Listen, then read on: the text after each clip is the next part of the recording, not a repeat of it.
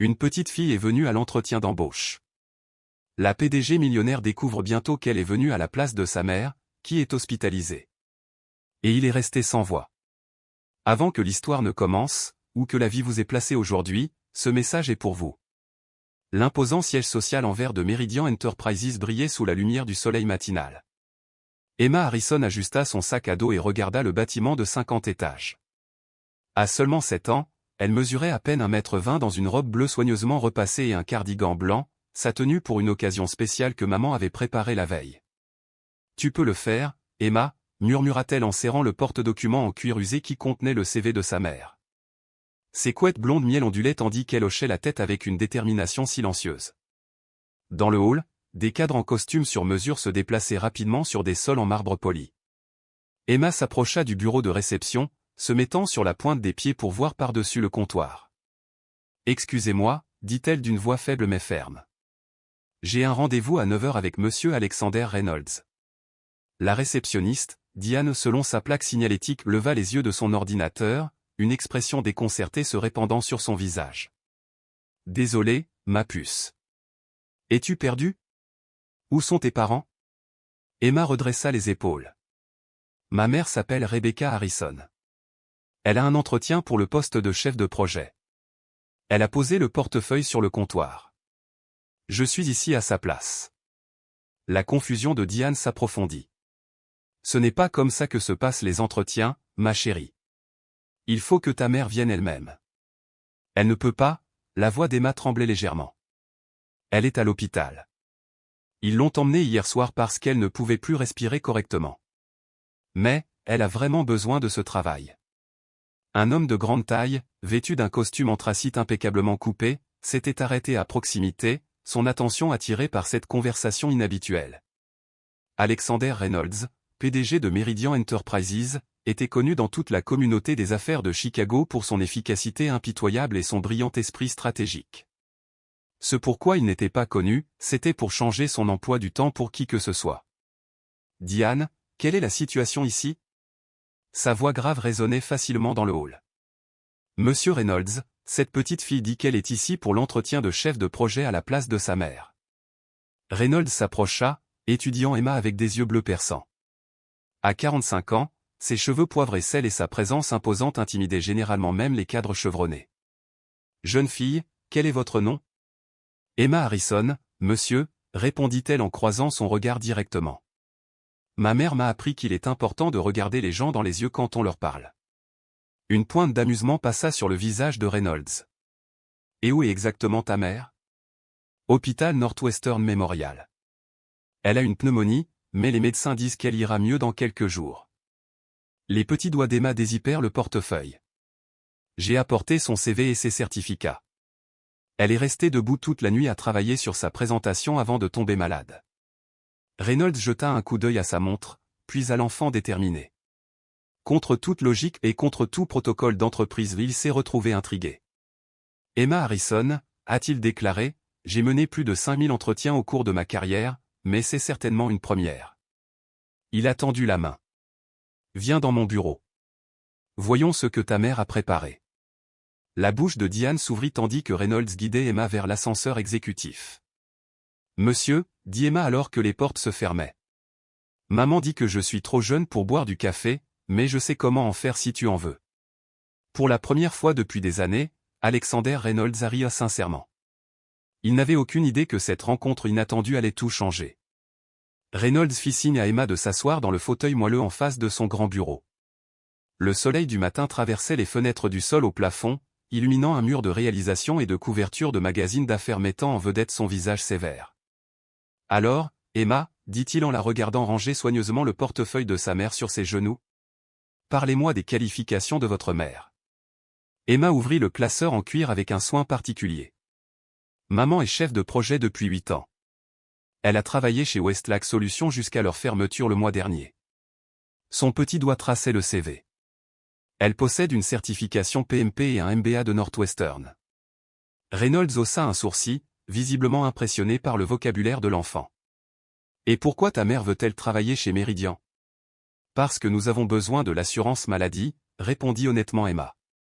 Et parce qu'elle dit que votre entreprise fait un travail important qui aide les gens. La franchise de sa réponse a pris Reynolds au dépourvu. La plupart des candidats ont contourné la question de la rémunération avec des discours répétés sur la culture d'entreprise et les opportunités de croissance. Maman est vraiment douée dans son travail, continua Emma en sortant un dossier de rapport d'achèvement de projet. Voici ses réussites.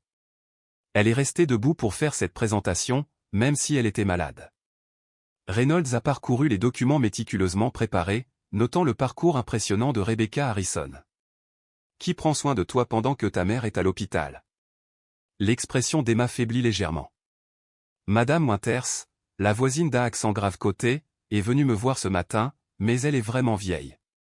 Je peux prendre soin de moi. Je prépare mon propre déjeuner pour l'école. Une lourdeur s'installa dans la poitrine de Reynolds. Où est ton père?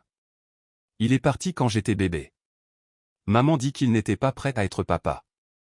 Emma haussa les épaules, comme si elle parlait de la météo. On est juste nous. Mais on forme une bonne équipe. Reynolds a étudié l'enfant devant lui, posé, articulé et assumant des responsabilités bien au-delà de son âge. Quelque chose dans sa détermination réveilla des souvenirs depuis longtemps endormis. Un instant, dit-il en appuyant sur son interphone. Janet, annule mes réunions du matin. La voix choquée de son assistant résonna dans le haut-parleur. Monsieur, vous avez la présentation du conseil à 11h00. Reprogrammez-le. Et découvrez quel médecin soigne Rebecca Harrison au Northwestern Memorial. Les yeux d'Emma s'écarquillèrent. Tu vas rendre visite à ma mère? Nous le sommes, répondit Reynolds en se levant. J'ai besoin de rencontrer la femme qui a élevé un représentant aussi extraordinaire. Alors qu'il descendait dans l'ascenseur, Emma le regarda avec curiosité. Monsieur Reynolds, pourquoi nous aidez-vous? Maman dit que les gens occupés et importants n'ont généralement pas le temps. La question le transperça de manière inattendue. Pourquoi en effet? Reynolds avait bâti sa réputation sur l'efficacité et les résultats, et non sur la compassion. Disons simplement, que vous avez réussi à faire ce que la plupart de mes dirigeants ne peuvent pas faire. Attirer toute mon attention. Emma sourit, révélant une dent de devant manquante, et glissa sa petite main dans la sienne. Le simple geste de confiance le stupéfia. Aucun des deux ne réalisait que ce moment serait la première étape vers la guérison de blessures qu'ils ne savaient même pas partager. Un souvenir refit surface dans l'esprit de Reynolds, un souvenir qu'il avait longtemps refoulé. Une femme très semblable à Rebecca, luttant seule, mais farouchement déterminée à subvenir à ses besoins, malgré les obstacles écrasants qui pèsent sur elle. Mademoiselle Harrison, dit Reynolds, sa décision déjà prise. Dans combien de temps pourrez-vous vous rétablir? Le médecin dit que je peux partir demain si mon taux d'oxygène s'améliore, mais je ne serai pas au maximum de mes forces avant une semaine. Nous procéderons alors à votre entretien officiel lundi prochain. Pendant ce temps, il fouilla dans sa veste et en sortit une carte de visite. Demandez au service de facturation de l'hôpital de contacter ce numéro. Rebecca fixa la carte, sa voix tremblante. Monsieur Reynolds, je ne peux pas accepter. Considérez cela comme une avancée, répondit-il doucement. Méridien prend soin de ses habitants. Alors qu'il sortait, Emma leva les yeux et murmura, merci d'avoir aidé ma mère. Reynolds fut stupéfait. Cette petite voix de gratitude le toucha plus profondément que n'importe quel contrat de plusieurs millions de dollars qu'il avait jamais conclu. Au cours des 5 jours suivants, Emma devint une présence régulière chez Meridian Enterprises, avec la permission prudente de Rebecca. Reynolds a organisé un service de voiture et une supervision adéquate. Chaque après-midi, Emma s'asseyait dans un bureau calme près de sa suite, faisant ses devoirs et observant occasionnellement différents services. Vos marges d'exploitation pourraient s'améliorer en réorganisant votre chaîne d'approvisionnement, a annoncé Emma un mercredi après-midi, levant les yeux de ses devoirs de mathématiques au moment même où Reynolds s'arrêtait pour prendre de ses nouvelles. Il sourit, pris au dépourvu. Vraiment? Et où avez-vous appris ce qu'étaient les marges d'exploitation? Maman m'explique son travail. Elle dit que ça l'aide à mieux réfléchir quand elle en parle. Emma tapota son crayon contre son cahier. De plus, votre réceptionniste Diane me donne des magazines d'affaires quand je m'ennuie. Reynolds s'appuya contre le cadre de la porte, amusé. La plupart des enfants de 7 ans lisent des bandes dessinées. Je les lis aussi. Batman est mon préféré, parce qu'il aide les autres et n'a pas besoin de super pouvoirs. Un rire inattendu lui échappa. Déjà pragmatique. Jeudi, son équipe de direction a commencé à remarquer des changements. Janet, son assistante depuis 15 ans, a placé une pile de rapports budgétaires sur son bureau et a observé tranquillement, elle vous rappelle quelqu'un. Reynolds serait dit. C'est une enfant avec un potentiel remarquable. C'est tout. Si tu le dis, murmura Janet. Elle avait travaillé à ses côtés assez longtemps pour reconnaître les ombres qui obscurcissaient parfois son regard. Le conseil pose des questions sur vos réunions annulées. Le conseil peut m'adresser ces questions, répondit sèchement Reynolds. Plus tard dans l'après-midi, Reynolds a trouvé Emma dans la salle de pause, charmant l'équipe marketing avec ses idées. Les enfants de mon école aimeraient davantage les couleurs si elles étaient plus vives, a-t-elle déclaré tandis que le directeur du marketing prenait des notes.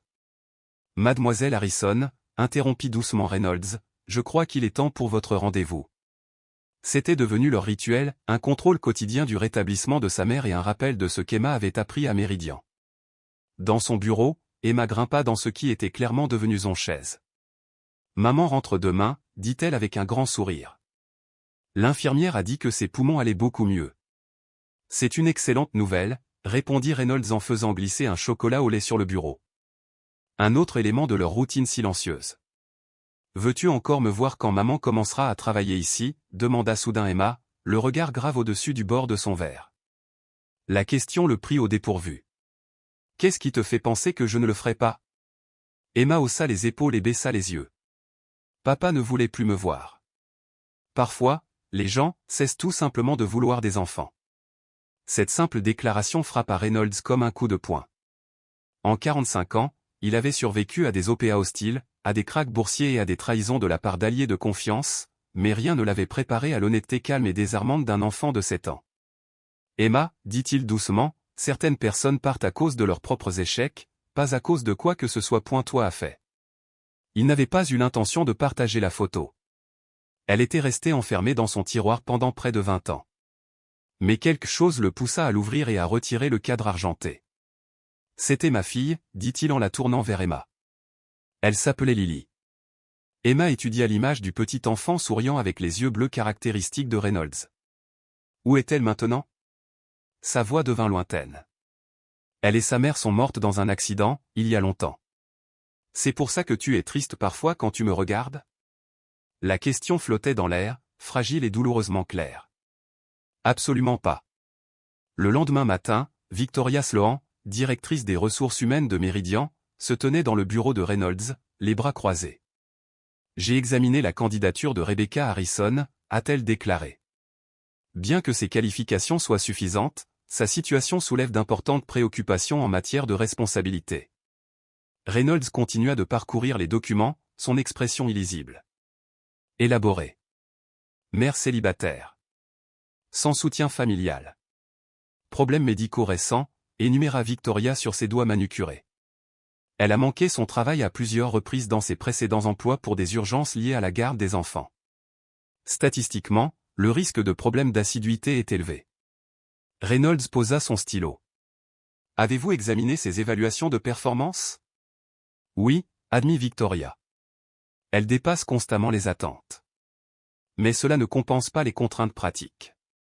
Nous avons des candidats tout aussi qualifiés, sans ces complications.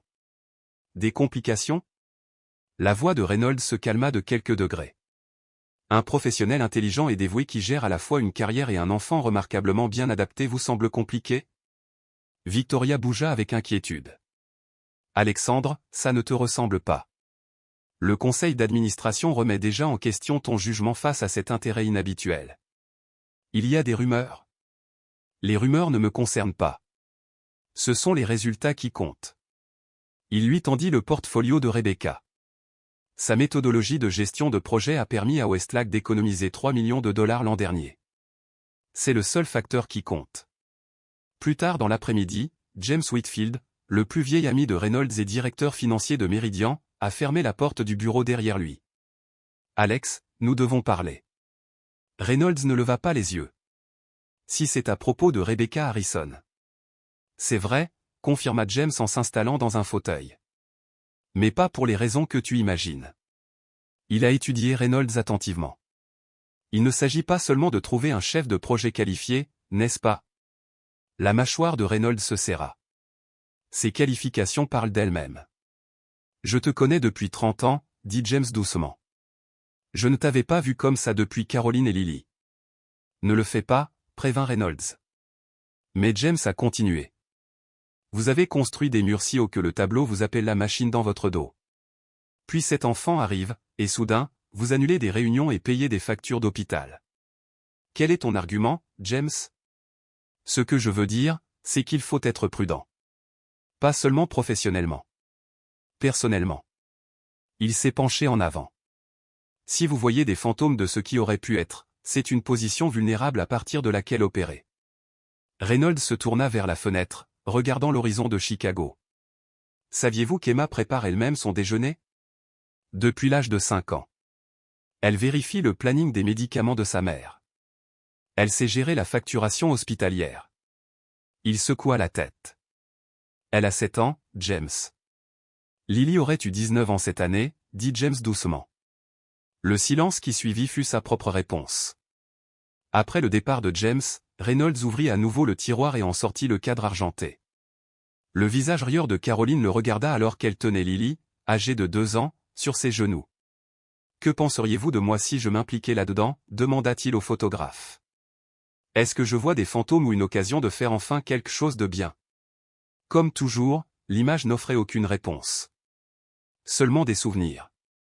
Les souvenirs de ce qu'il avait perdu et le poids écrasant de la façon dont il les avait laissés tomber. L'interphone bourdonna, interrompant ses pensées. « Monsieur, Rebecca Harrison est là. Elle est sortie de l'hôpital ce matin et a demandé à vous voir. » Reynolds remit soigneusement la photographie à sa place dans le tiroir. « Envoyez-la. » Ce qui allait se passer ensuite allait déterminer si les inquiétudes de son équipe de direction étaient justifiées ou si quelque chose d'extraordinaire était sur le point de commencer. Rebecca Harrison entra dans le bureau de Reynolds. Elle paraissait en bien meilleure santé qu'à l'hôpital, mais la pâleur de sa récente maladie persistait. Elle portait un simple tailleur bleu marine, son plus beau, même s'il était démodé depuis plusieurs années. « Monsieur Reynolds » commença-t-elle d'une voix assurée malgré sa nervosité. « Je suis venu vous remercier personnellement pour votre gentillesse envers Emma et pour avoir réglé les factures d'hôpital.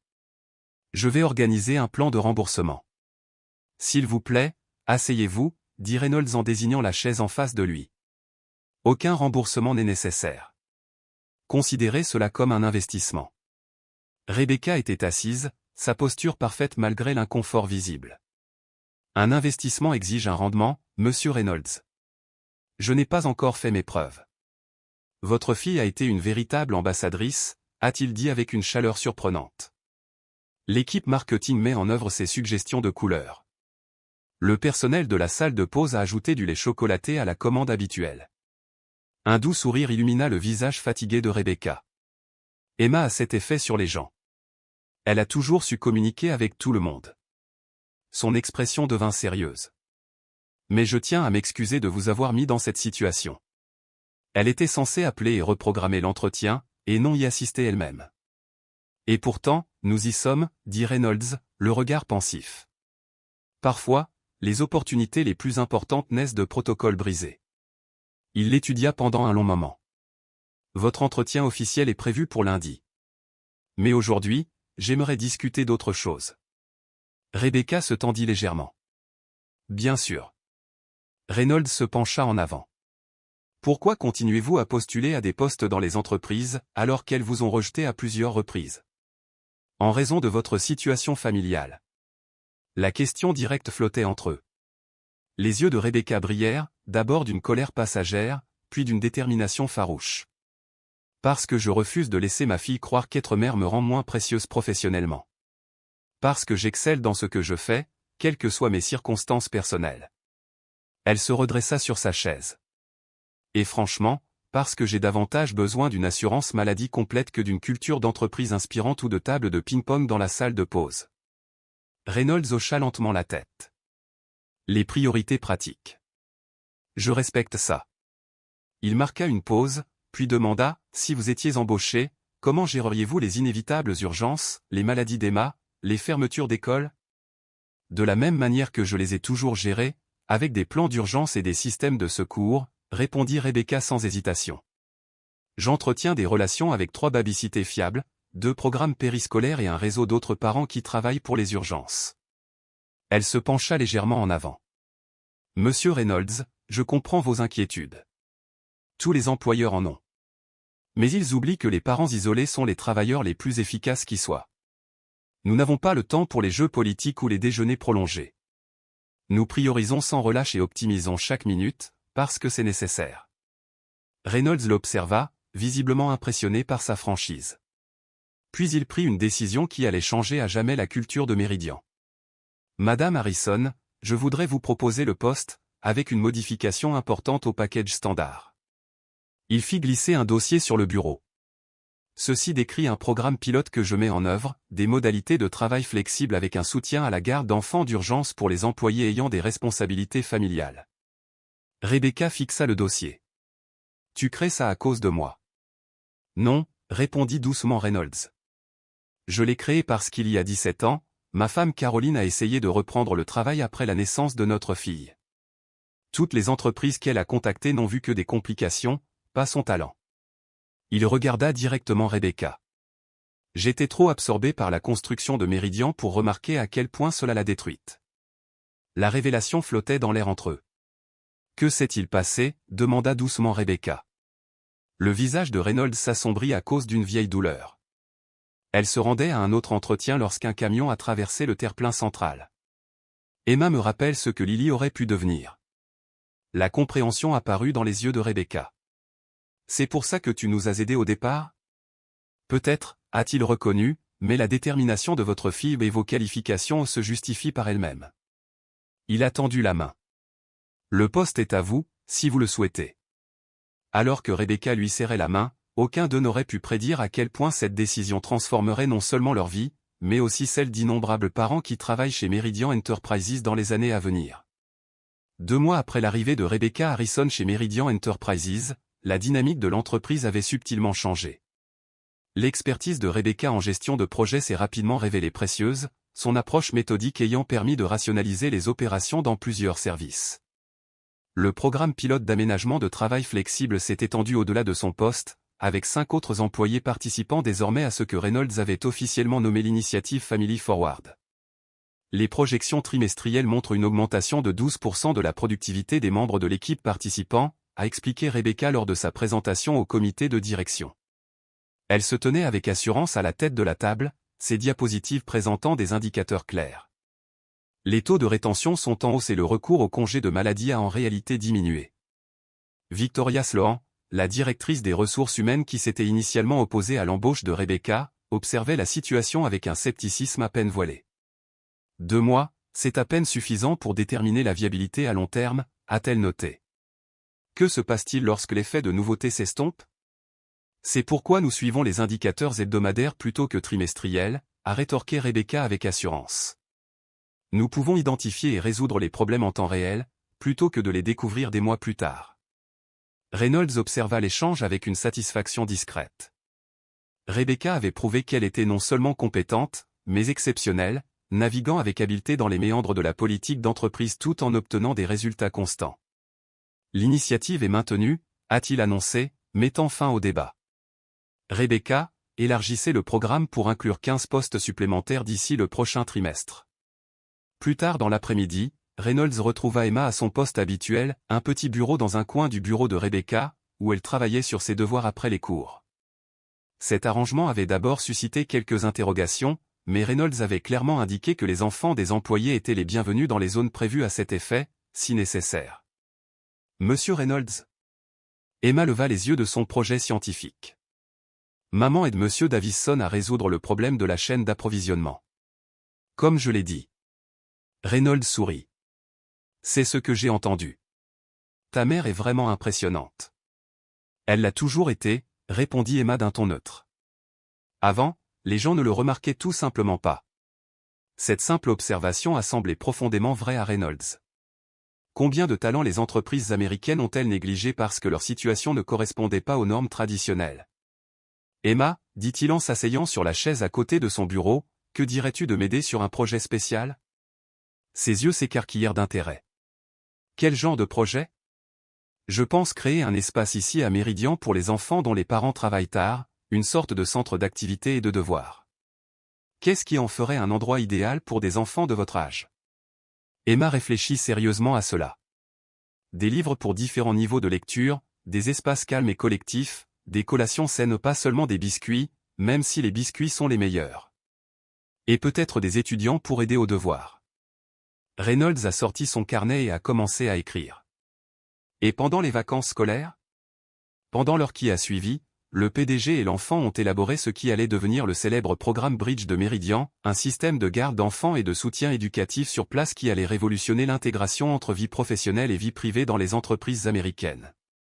Ce soir-là, alors que Rebecca terminait son travail, elle trouva Reynolds et Emma en pleine conversation, entourés de dessins et de notes. « Dois-je m'inquiéter de cette conspiration ?» demanda-t-elle avec amusement. « Maman. On aménage un espace enfant pour Méridian » s'exclama Emma. Rebecca haussa un sourcil en direction de Reynolds. « Ça a l'air cher. »« C'est un investissement » a-t-il corrigé, un investissement qui rapportera des dividendes pendant des années. Alors qu'ils marchaient ensemble vers l'ascenseur, Rebecca étudia le profil de Reynolds. « Tu as changé depuis notre première rencontre » a-t-elle observé. « Pour le meilleur ou pour le pire ?»« C'est nettement mieux » répondit-elle. « Le personnel ne vous appelle plus la machine. » Reynolds parut surpris. « Tu as entendu parler de ça ? Les ragots au bureau vont vite » sourit Rebecca. « Maintenant, on t'appelle la révolutionnaire. » Alors que les portes de l'ascenseur se fermaient, Reynolds se rendit compte que certaines révolutions ne commençaient pas par de grands manifestes, mais par une simple question d'enfant. Pourquoi les choses ne peuvent-elles pas être différentes? Ce que personne chez Méridian n'avait réalisé, c'est que la transformation de l'entreprise avait attiré l'attention indésirable de ceux qui préféraient le statu quo et ils se préparaient à riposter. La réunion trimestrielle du conseil d'administration a débuté comme toutes les autres, avec la présentation des rapports financiers et des points sur la planification stratégique. Alexander Reynolds était assis en bout de table, écoutant James Whitfield présenter les derniers chiffres. Le chiffre d'affaires global est en hausse de 7% par rapport à la même période l'an dernier, a indiqué James. On note notamment une hausse de 22% de la productivité des services participant à l'initiative Family Forward. Plusieurs membres du conseil d'administration ont hoché la tête en signe d'approbation, mais Gerald Harrington, le membre le plus âgé du conseil d'administration et ancien PDG de Méridian, s'est raclé la gorge de manière explicite. Bien que ces chiffres soient impressionnants, j'ai entendu des inquiétudes quant à la culture d'entreprise, a déclaré Harrington, fort de ses 30 années chez Méridian. On a l'impression que nous devenons une simple garderie plutôt qu'une société de services financiers de premier plan. Reynolds garda une expression neutre. Pourriez-vous développer des enfants sur le lieu de travail? Des horaires flexibles. Des possibilités de télétravail, a précisé Harrington. Ces solutions peuvent intéresser certains groupes démographiques, mais nos principaux clients attendent stabilité et tradition. Morgan Stanley n'apporte pas de gobelet à bec verseur lors des réunions clients. Victoria Sloan acquiesça d'un signe de tête. J'ai reçu plusieurs plaintes de cadres supérieurs concernant le bruit et les perturbations. Hier encore, un analyste junior a été aperçu en train de jouer à la balle avec un enfant dans le couloiret. C'était ma fille, dit doucement Reynolds. Le piège, c'était un jeu de mathématiques que j'avais créé pour l'aider à apprendre ses tables de multiplication. La pièce devint silencieuse. Alex Harrington se pencha en avant, son ton s'adoucissant en une inquiétude paternaliste. Personne ne remet en question votre autorité pour mettre en œuvre de nouveaux programmes. Mais des rumeurs circulent sur votre investissement personnel dans l'affaire Harrison. Votre objectivité est remise en question. Reynolds sentit une froideur familière s'installer sur lui, l'armure émotionnelle qu'il portait depuis des années avant qu'Emma et Rebecca n'entrent dans sa vie. Mes investissements personnels n'ont aucune importance. Les chiffres parlent d'eux-mêmes, a-t-il répondu d'un ton neutre. Si notre objectif est de maximiser la valeur actionnariale, l'initiative a fait ses preuves. La tension dans la salle s'est légèrement atténuée, mais Reynolds savait que ce n'était que la première salve de ce qui allait devenir une bataille prolongée. Après la réunion, James resta en arrière. Gérald n'est pas le seul à s'inquiéter, Alex. Victoria a rassemblé des informations, elle a documenté chaque incident mineur impliquant des enfants sur les lieux et a suivi les retards de projet des travailleurs flexibles. Laissez-la faire, répondit Reynolds. Les données corroborent notre position. Ce n'est pas seulement une question de données, a averti James. C'est une question de pouvoir et de perception. Gerald exerce toujours une influence considérable sur les anciens membres du conseil d'administration. Ils perçoivent ces changements comme un rejet de l'entreprise qu'ils ont bâtie. Reynolds a rassemblé ses papiers. Il est peut-être temps que l'entreprise. Ils ont bâti, ils ont évolué. Ce soir-là, Reynolds se retrouva à se rendre non pas à son luxueux Penthouse, mais à la modeste maison de ville de Rebecca à Lincoln Park. Il avait été invité à dîner un simple remerciement pour avoir encadré Emma. Rebecca avait insisté. Le décor familial qui l'accueillit contrastait fortement avec le champ de bataille impitoyable qu'il avait laissé derrière lui. Emma ouvrit la porte, fièrement vêtue d'un tablier, annonçant, avec un sourire, qu'elle avait aidé à préparer les lasagnes. La petite maison était chaleureuse, encombrée du beau chaos d'une vie pleinement vécue, des livres empilés sur des tables debout, un projet scientifique occupant la moitié de la table à manger et des œuvres d'art encadrées clairement réalisées par la main d'Emma. Désolé pour le désordre, s'excusa Rebecca en sortant de la cuisine. On ne s'attendait pas à ce que le projet de l'Expo Science implique autant d'agrandissement. C'est un volcan, expliqua Emma avec enthousiasme. Il entre vraiment en éruption. Reynolds sourit sincèrement. Je veillerai à rester en retrait pendant la manifestation. Pendant le dîner, il se détendit comme il se le permettait rarement. La conversation coulait à flot des aventures scolaires d'Emma au projet professionnel de Rebecca haussant les nuances qui entachaient habituellement ces échanges. Tu es différente ici, observa Rebecca après qu'Emma eut fini ses devoirs. Plus humaine. Reynolds marqua une pause, réfléchissant à cela. J'ai passé des décennies à cultiver une personnalité professionnelle spécifique. C'est devenu une habitude. Ça devient une armure, corrigea-t-elle doucement. Je la reconnais, car j'ai porté une protection similaire. Mère célibataire dans une entreprise américaine, on se construit une carapace. Quelque chose dans sa perspicacité le troublait et le réconfortait à la fois. Le conseil d'administration s'oppose au changement, admit-il doucement. Il vous utilise, toi et Emma, comme preuve que j'ai perdu mon objectivité. L'expression de Rebecca se durcit. Je peux demander une mutation. Je prends mes distances avec cette initiative.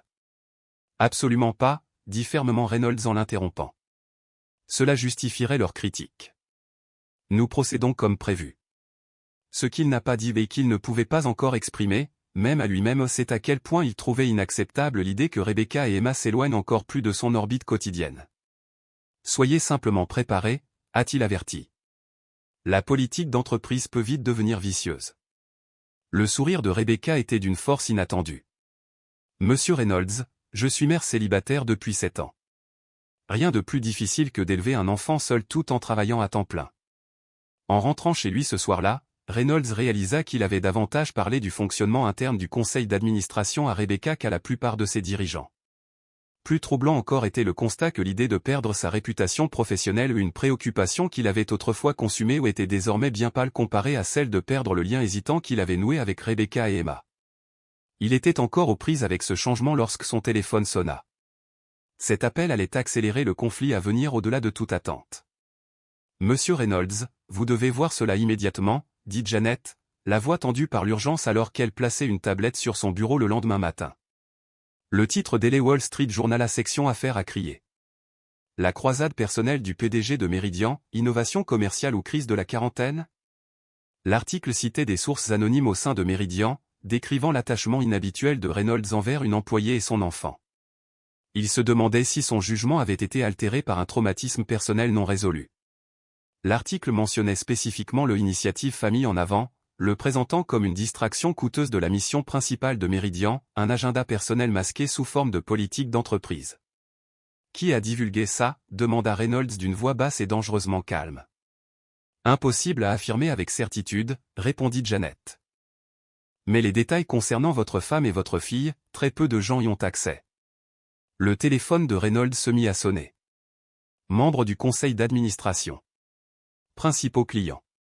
Contact du secteur. Tous réclamaient des explications. À midi, l'action Meridian avait chuté de 3 points et le service des relations publiques était en pleine crise.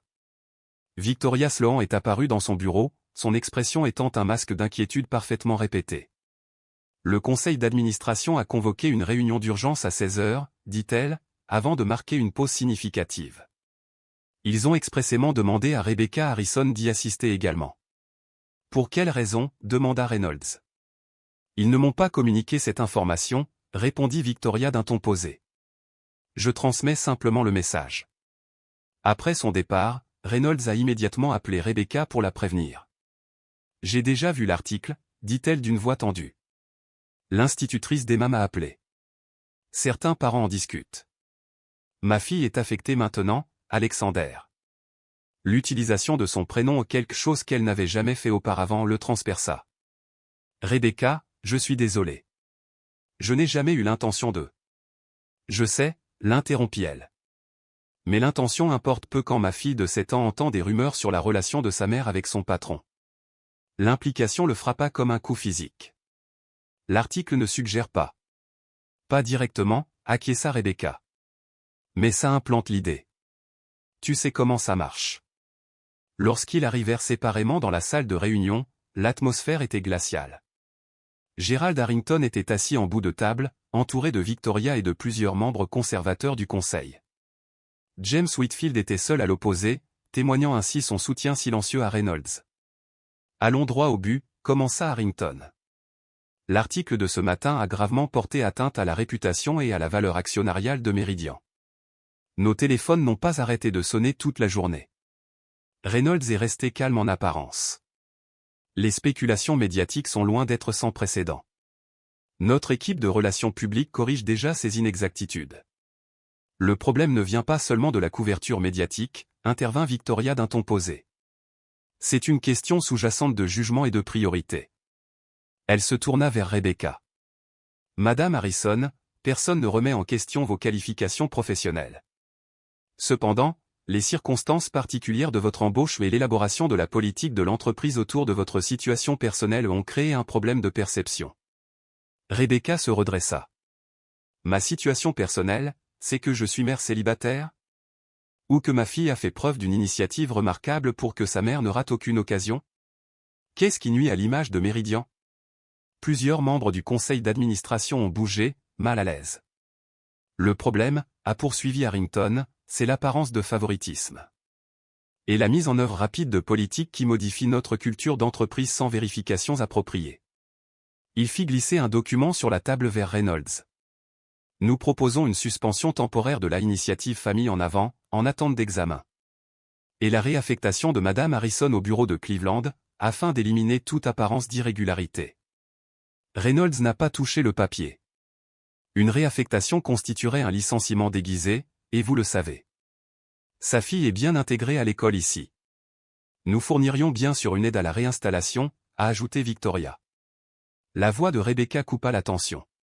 Puis-je demander qui a divulgué à la presse des informations personnelles sur la tragédie familiale de Monsieur Reynolds ?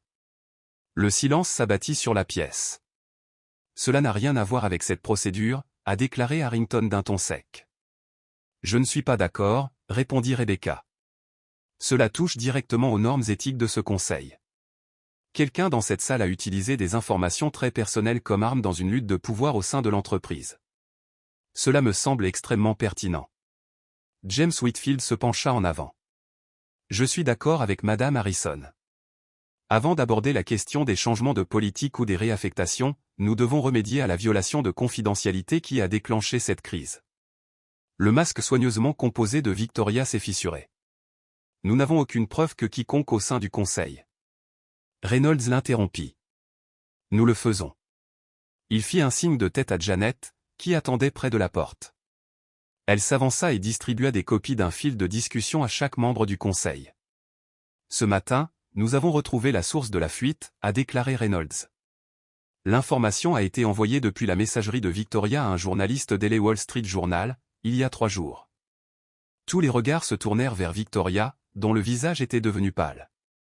C'est absurde, balbutia-t-elle. Mon adresse email a visiblement été piratée. Par quelqu'un qui connaissait vos identifiants et avait accès à des dossiers personnels confidentiels, demanda Reynolds d'un ton neutre. Cela semble improbable.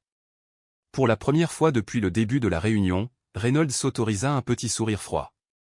J'avais anticipé cette manœuvre, mais pas si tôt. L'email contient des métadonnées confirmant son authenticité et son origine. Il la regarda droit dans les yeux.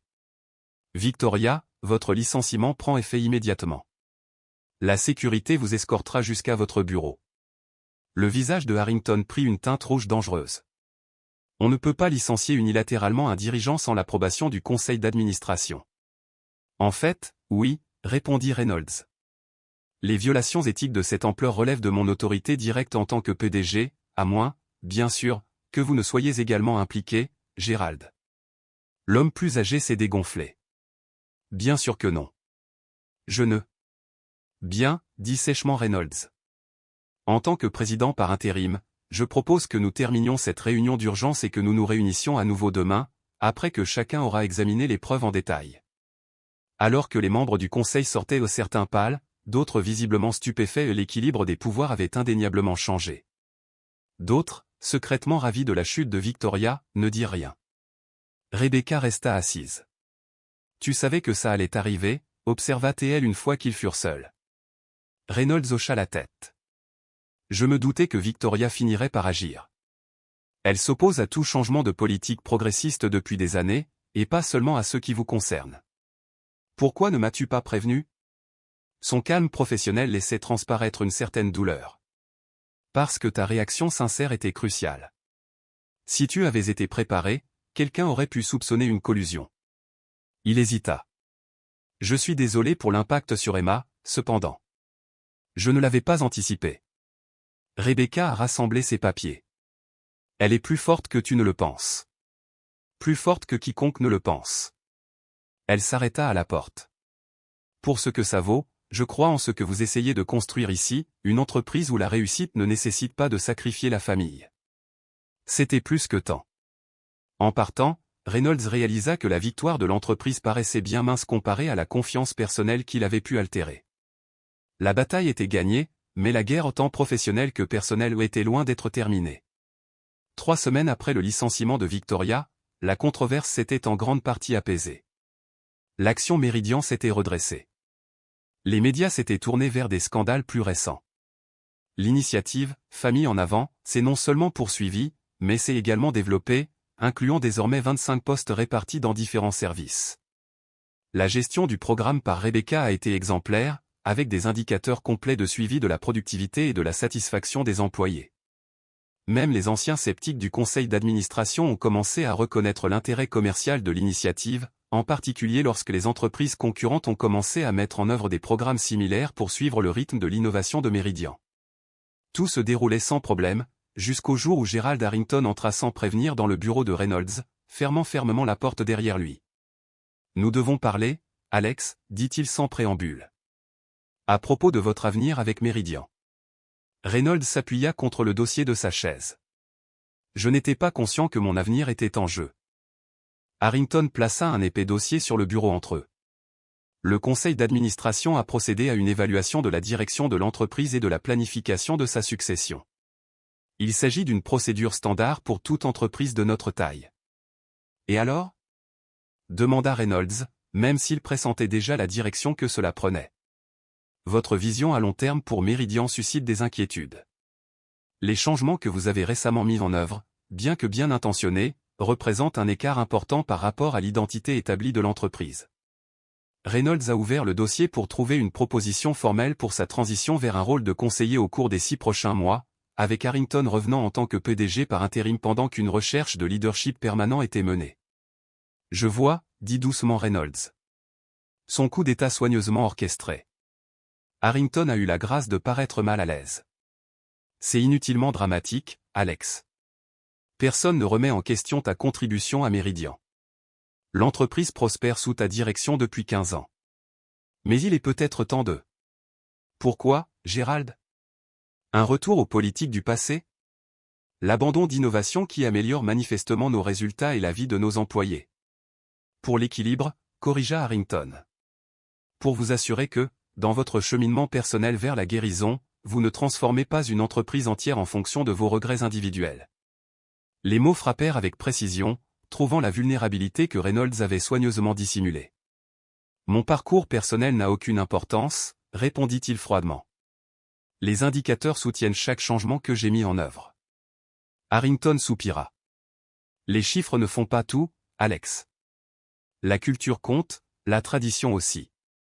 Les attentes de nos clients de longue date comptent. Il s'arrêta. Et votre relation avec la famille Harrison a créé des complications qui vont au-delà des mesures. Je n'ai pas de relation avec la famille Harrison, a rétorqué Reynolds, même si, même à ses propres oreilles, le déni sonnait creux. Pas vrai, demanda doucement Harrington. Vous avez été photographié lors des événements scolaires de l'enfant. Vous avez dîné chez lui à plusieurs reprises. Vous avez lancé une initiative d'entreprise complète qui a commencé par s'adapter à sa situation particulière.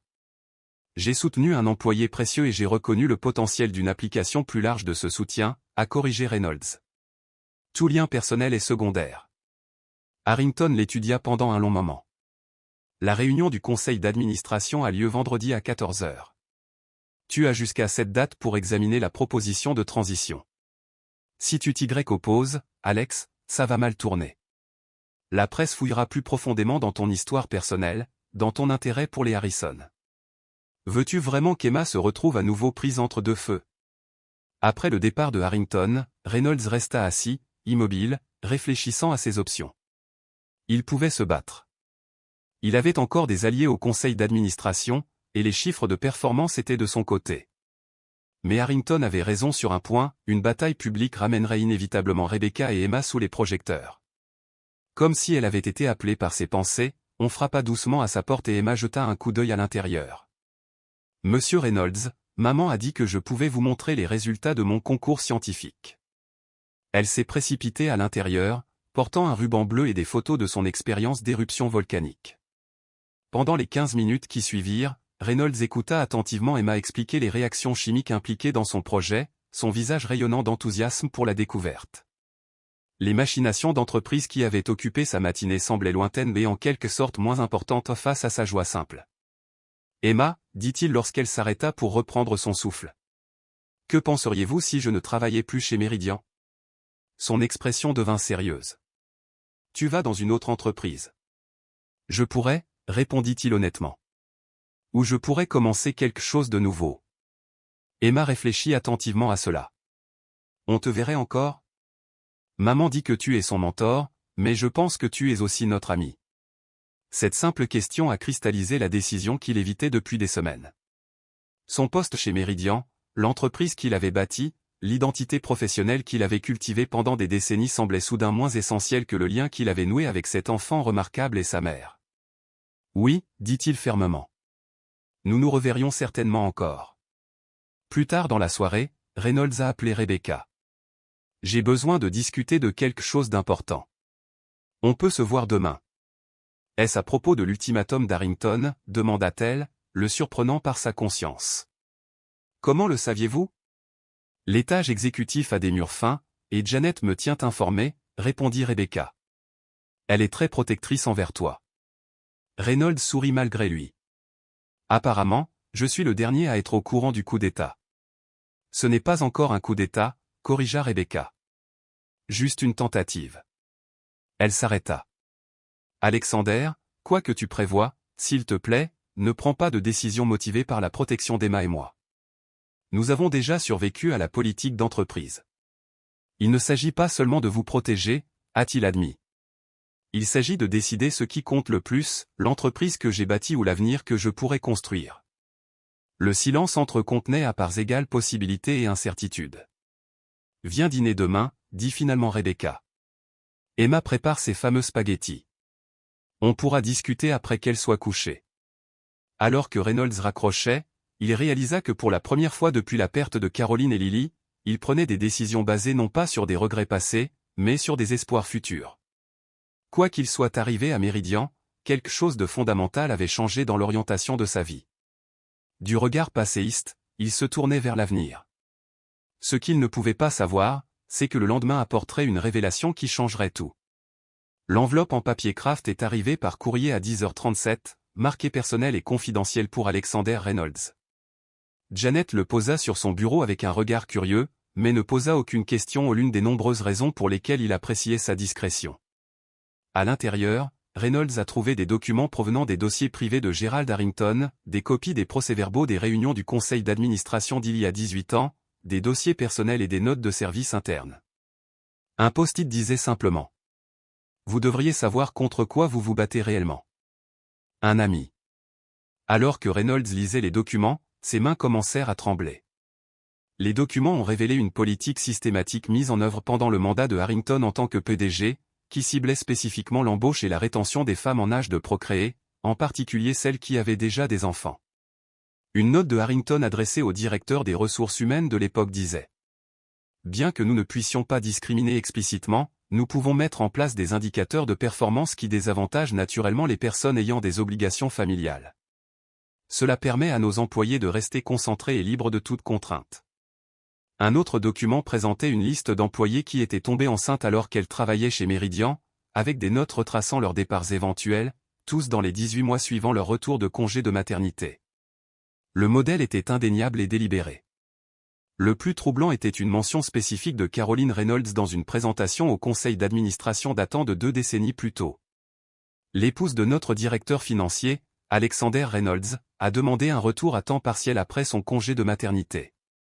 Nous recommandons de refuser cette demande, car cela créerait un précédent problématique pour les conjoints de cadre. Reynolds se rassit, les souvenirs s'abattant sur lui comme des vagues, la frustration croissante de Caroline alors qu'elle essayait de retourner au travail après la naissance de Lily, sa dépression lorsque les entreprises rejetaient les unes après les autres ses propositions de travail flexible, les disputes qu'ils avaient eues lorsqu'il lui avait suggéré de simplement rester à la maison avec Lily, comme les autres femmes de cadre. Le dernier document du paquet était une coupure de journal sur l'accident qui avait tué Caroline et Lily, avec une note manuscrite qui semblait être l'écriture de Harrington. Dénouement tragique. Assurez-vous que l'AR reste concentré sur le travail. C'est la meilleure façon de se distraire du deuil. La vision de Reynolds était brouillée par un mélange de rage et de chagrin. Toutes ces années, il s'en était voulu d'avoir été trop absorbé par la construction de Meridian pour subvenir correctement aux besoins de Caroline. Il n'avait jamais pensé que son mentor, Harrington, avait activement bloqué son retour professionnel. Lorsque Rebecca a appelé pour confirmer les plans du dîner, la voix de Reynolds était étrange, suffisamment tendue pour l'inquiéter. « Que s'est-il passé » demanda-t-elle immédiatement. « J'ai quelque chose à te montrer » répondit-il. « Tu peux me retrouver au bureau d'abord ? C'est important. » 1 heure plus tard, Rebecca était assise en face de lui, les documents accablants étalés entre eux sur son bureau. « C'est... » commença-t-elle, puis hésita. « Discrimination systématique » conclut Reynolds d'un ton grave. Délibérément conçu pour exclure les mères qui travaillent tout en maintenant un déni plausible. Rebecca étudia attentivement les documents. Son calme professionnel laissa place à une colère visible. Et Harrington était derrière tout ça ? Le même homme qui essaie de vous évincer parce que vous êtes trop progressiste ? Pas seulement derrière, dit Reynolds en la regardant dans les yeux. Il l'a créé. Il l'a mis en œuvre. Et il était apparemment fier de son efficacité, y compris avec ma femme, Caroline. La compréhension apparut dans l'expression de Rebecca. C'est pourquoi cela a été si personnel pour vous. L'initiative famille en avant, ce n'est pas seulement une question d'efficacité, ni même de faire ce qu'il faut. Il s'agit de rédemption, admit doucement Reynolds. Réparer un tort dont j'ignorais l'existence jusqu'à aujourd'hui. Rebecca tendit la main par-dessus le bureau, touchant brièvement sa main la première fois qu'elle initiait un contact physique entre eux. Alexandre, ça change tout. Le conseil doit voir ces documents. Harrington a trop d'alliés, a rétorqué Reynolds. Ils diront que ce sont des politiques dépassées, obsolètes. Ils les minimiseront, les rationaliseront. Alors on ne montre pas seulement le tableau, dit Rebecca, la voix dure et déterminée. On montre tout le monde. Que veux-tu dire ? Transparence, a-t-elle expliqué. Une transparence totale de l'entreprise, sur les échecs passés et les corrections actuelles. Nous publions un rapport complet sur les pratiques historiques de Meridian concernant les parents qui travaillent, reconnaissons les échecs et détaillons les améliorations mesurables réalisées dans le cadre de l'initiative Family Forward. Reynolds a réfléchi aux implications. Ce serait sans précédent. Exactement, acquiesça Rebecca. Aucune entreprise ne dévoile volontairement ses erreurs passées de cette façon. Ce faisant, nous présentons Meridian non pas comme parfaite, mais comme une entreprise courageusement engagée dans le progrès. Ce n'est pas seulement une politique d'entreprise, c'est un mouvement. Alors qu'ils discutaient de stratégie tard dans l'après-midi, Reynolds s'est surpris à admirer non seulement la perspicacité professionnelle de Rebecca, mais aussi sa lucidité morale. Elle n'abordait pas la situation en victime de discrimination, mais en stratège, déterminée à instaurer un changement systémique. Il y a encore une chose, dit Reynolds, alors qu'il s'apprêtait à partir dîner. Ces documents, ils ne changent pas seulement notre façon d'aborder les réunions du Conseil. Ils changent ma compréhension des 17 dernières années de ma vie. Rebecca observa son visage. Que vas-tu faire de cette compréhension? Je ne sais pas encore, a-t-il admis. Mais pour la première fois depuis leur perte, j'ai l'impression d'être sur la voie que Caroline aurait voulu suivre. Ce soir-là, chez Rebecca, Reynolds vit Emma servir fièrement son dîner de spaghettis, accompagné de pain à l'ail qu'elle avait aidé à préparer. La scène familiale le frappa d'une émotion inattendue. C'était ce qui lui avait manqué toutes ces années, ce dont il s'était isolé après avoir perdu sa famille. Après qu'Emma soit allée se coucher, Rebecca a versé 2 verres de vin et a rejoint Reynolds sur le petit balcon donnant sur le parc du quartier. Demain sera un défi, dit-elle doucement. Harrington ne se laissera pas faire sans se battre. Je suis préparé à ça, répondit Reynolds. Ce à quoi je suis moins préparé, c'est ce qui vient après. Rebecca se tourna vers lui. Que veux-tu dire? Reynolds a choisi ses mots avec soin. Pendant 17 ans, je me suis défini par ce que j'ai perdu et par ce que j'ai construit pour me distraire de cette perte. Méridian est devenu mon identité parce que je n'avais rien d'autre. Il s'arrêta et baissa les yeux. Mais ces derniers mois, en vous regardant avec Emma, en étant incluse dans vos vies, j'ai commencé à me rappeler qu'il existe d'autres façons de mesurer le succès. Alexander, commença Rebecca prudemment, quoi qu'il arrive à Méridian, tu as créé un réel changement. Cela aidera d'innombrables familles. C'est important. C'est vrai, a-t-il acquiescé. Mais je commence à penser que ce qui compte le plus, c'est d'être présent pour les personnes qui sont en face de soi. Pas seulement de mettre en place des systèmes qui pourraient aider les familles anonymes à l'avenir. L'implication flottait dans l'air entre eux non formulés, mais de plus en plus claire. Nous devrions d'abord nous concentrer sur la bataille de demain, dit finalement Rebecca, bien que ses yeux s'interrogent sur les possibilités au-delà du conflit d'entreprise. Reynolds hocha la tête, respectant ses limites. Tu as raison. Une transformation à la fois. Alors qu'il s'apprêtait à partir, Emma apparut dans le couloir en pyjama, apparemment pour un verre d'eau, mais clairement curieuse de la conversation des adultes.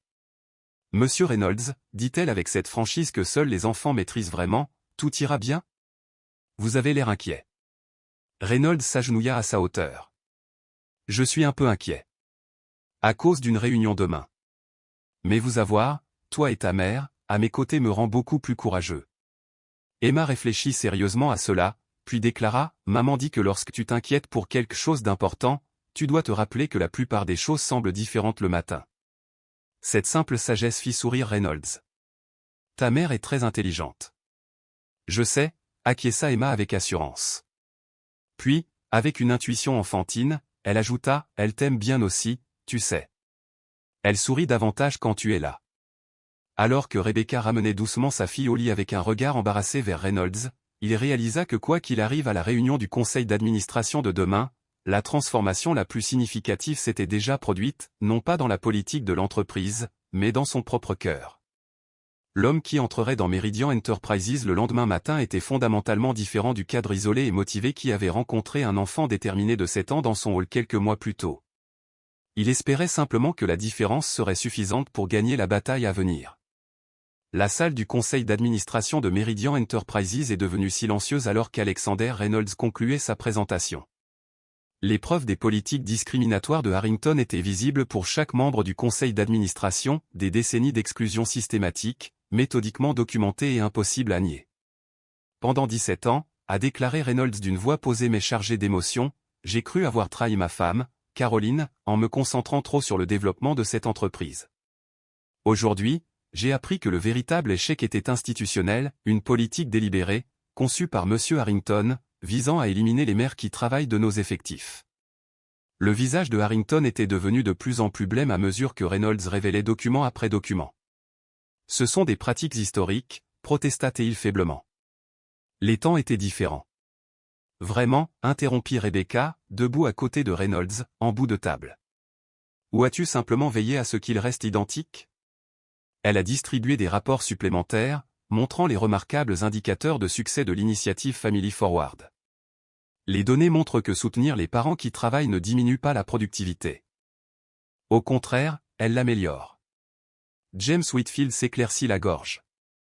Je propose que nous adoptions officiellement l'initiative Family Forward comme politique d'entreprise permanente et que nous l'étendions à tous les bureaux de Meridian à travers le pays. J'appuie cette proposition, a déclaré Martina Chen, une membre du conseil d'administration habituellement discrète, qui suivait les débats avec une détermination croissante. Je propose également que Gerald Harrington soit démis de ses fonctions avec effet immédiat. Harrington se leva d'un bond. C'est absurde. J'ai créé cette entreprise. Sur l'exclusion et les préjugés, conclut Reynolds à sa place. Les temps ont changé, Gerald. Meridian a changé. Le vote a été décisif, 11 voix contre 3 en faveur de la révocation de Harrington et de la mise en œuvre permanente de l'initiative. Alors que la sécurité escortait l'ancien PDG hors du bâtiment, Reynolds sentit un poids se soulever, non seulement la menace immédiate pour sa position, mais un fardeau plus profond qu'il portait depuis la perte de Caroline et Lily. Plus tard dans l'après-midi, alors que la nouvelle des nouvelles politiques révolutionnaires de Meridian parvenait à la presse financière, Reynolds était assis seul dans son bureau, regardant la photo de Caroline et Lily. Pour la première fois en 17 ans, il leur a parlé sans que la culpabilité ne vienne troubler ses paroles. « Je pense que tu aurais approuvé, dit-il doucement. Ça m'a pris beaucoup trop de temps, mais peut-être que ta perte a eu du bon, après tout. » Un léger coup interrompit ses pensées. Rebecca se tenait sur le seuil, Emma à ses côtés. « On a apporté des cupcakes pour fêter ça, » annonça Emma en brandissant une boîte de la boulangerie du coin. « Maman dit que tu as gagné le grand combat. » Reynolds sourit. « On l'a fait. Ensemble. » Alors qu'Emma disposait des cupcakes sur sa table de conférence avec une concentration solennelle, Rebecca rejoignit Reynolds près de la fenêtre. « Que se passe-t-il maintenant » demanda-t-elle doucement. « Sur le plan professionnel, nous mettons en œuvre l'initiative à l'échelle nationale, puis à l'échelle du secteur. J'ai déjà reçu des appels de 3 entreprises concurrentes demandant des consultations. » Il se tourna pour lui faire face complètement. « Personnellement, c'est une question plus compliquée. » Les yeux de Rebecca se posèrent sur les siens. « Vraiment ?» Reynolds prit une profonde inspiration. « Pendant 17 ans, j'ai vécu dans le passé, construisant Meridian comme un monument à ce que j'avais perdu, plutôt que comme une fondation pour quelque chose de nouveau. » Il jeta un coup d'œil à Emma, qui divisait maintenant soigneusement les serviettes. « Toi et Emma m'avez rappelé que la vie continue. Qu'il peut y avoir une seconde chance, si on a le courage de la saisir. »« Es-tu assez courageux » demanda doucement Rebecca. En réponse, Reynolds fouilla dans sa poche et en sortit un petit paquet emballé. C'était à Caroline. Elle aurait voulu que quelqu'un comme toi l'ait, quelqu'un qui se bat pour les mêmes choses qu'elle. Rebecca a déballé le paquet et a trouvé un délicat bracelet en argent avec une seule breloque, une boussole. Elle disait toujours qu'une femme a besoin de sa propre voix, pas de celle que les autres tracent pour elle, expliqua Reynolds. C'est particulièrement pertinent aujourd'hui. Alors que Rebecca touchait délicatement le bracelet de ses doigts délicats, Emma bondit soudain vers elle. « Vous avez une conversation sérieuse ? Vos visages ont l'air vraiment sérieux. » Reynolds s'agenouilla à sa hauteur. « En fait, je me demandais si toi et ta mère aimeriez m'aider sur un nouveau projet. » Les yeux d'Emma s'illuminèrent.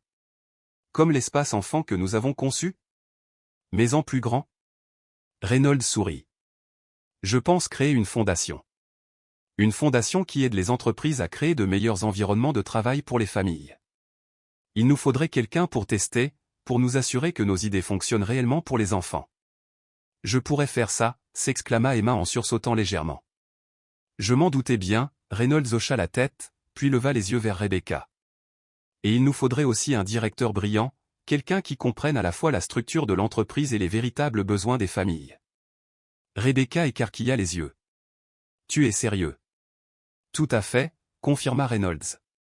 La fondation de la famille Reynolds s'engage à transformer la culture d'entreprise à l'échelle nationale. Fondation de la famille Reynolds. Répéta Emma pensivement. Cela signifie-t-il que nous ferions partie de votre famille? La question innocente restait en suspens, pesant bien au-delà de la compréhension d'un enfant de 7 ans. Rebecca rougit. Emma, ce n'est pas. Pas encore, l'interrompit doucement Reynolds, se surprenant lui-même par ses mots. Mais les familles se rassemblent de bien des manières, avec le temps. 1 an plus tard, jour pour jour, la fondation de la famille Reynolds célébrait son lancement officiel dans le hall même où Emma s'était présentée à la réception, portfolio en main. Des centaines de chefs d'entreprise s'étaient réunis pour apprendre à mettre en œuvre les politiques Family Forward au sein de leurs organisations. Alexander Reynolds se tenait à la tribune, Rebecca à ses côtés, directrice générale de la fondation, tandis qu'Emma distribuait fièrement les brochures du programme aux participants. Un visiteur inattendu a tout changé, a déclaré Reynolds à l'assistance. Une fillette de 7 ans a montré à une salle remplie de cadres ce qu'est le véritable courage. Il a souri à Emma, qui se tenait maintenant entre lui et Rebecca. Elle nous a rappelé que la famille n'est pas une faiblesse au travail. C'est notre plus grande force, et la raison pour laquelle nous faisons ce que nous faisons. Sous les applaudissements résonnants dans l'atrium, Reynolds a pris la main de Rebecca. Le bracelet boussole en argent reflétait la lumière tandis que leurs doigts s'entrelaçaient. L'anneau en or qu'il portait à la main gauche récemment ajouté ou était assorti à celui qu'il portait à la sienne. Prêt pour cette nouvelle aventure, a-t-il demandé doucement. Rebecca sourit, se penchant vers lui, tandis qu'Emma les entourait de ses bras. Nous sommes prêts depuis le jour où elle est entrée dans votre hall. Parfois, les réunions les plus importantes de notre vie surviennent sous le couvert d'une interruption. Parfois, nos plus grandes opportunités se présentent sous le couvert de l'inattendu. Et parfois, juste parfois, le simple courage d'un enfant peut commencer à guérir des blessures que nous pensions éternelles.